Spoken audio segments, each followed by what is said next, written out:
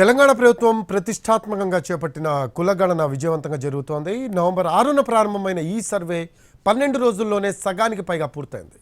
ఇప్పటికే 58% సర్వే పూర్తయినట్టు అధికారులు తెలిపారు. సర్వేలో మొదటి 3 రోజులు ఇళ్ల గణనను చేపట్టింది ప్రభుత్వం. ఇందులో భాగంగా రాష్ట్రంలో 1,16,14,349 ఇళ్లను గుర్తించింది. ఈ నెల 9వ తేదీ నుంచి ఇంటింటి సర్వే ప్రారంభించింది. అయితే ఇప్పటివరకు 67,72,246 ఇళ్లకు సర్వే పూర్తయింది. ములుగు జిల్లాలో అత్యధికంగా 87.1% సర్వే పూర్తయింది.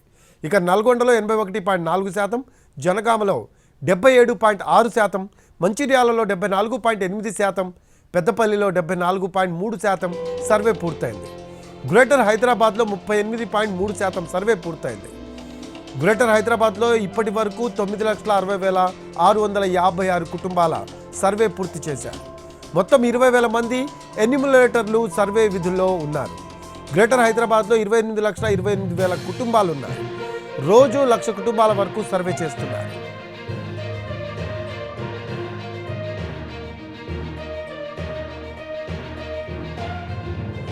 తెలంగాణలో బెస్ట్ పద్ధతిలో కులగణన చేస్తున్నాము అన్నారు సీఎం రేవంత్ రెడ్డి.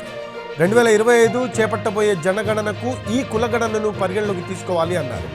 కులగణనకు అందరూ సహకరిస్తున్నారని మహారాష్ట్ర ఎన్నికల ప్రచారంలో చెప్పారు ముఖ్యమంత్రి.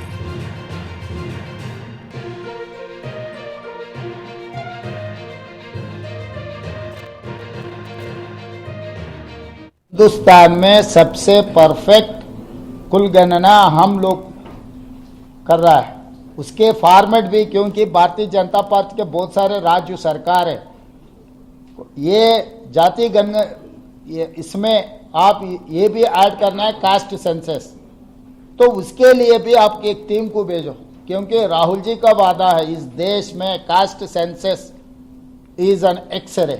आई wanted to extend that X-ray. It is mega health checkup for society. 140 crore जनता के सबका डिटेल्स लेकर उन लोगों को वेलफेयर एंड डेवलपमेंट पहुंचाने के लिए कांग्रेस पार्टी कोशिश कर रही है. ये सोशल जस्टिस, इसके वजह से, सेंसस के वजह से हम अमल करने वाले हैं. इसीलिए मोदी जी अब जज्बात में मत जाओ. 2025 जो जनगणना करना चाह रहा है उसी में कुल गणना भी, कास्ट सेंसस भी इंक्लूड करो. जो हिंदुस्तान में सब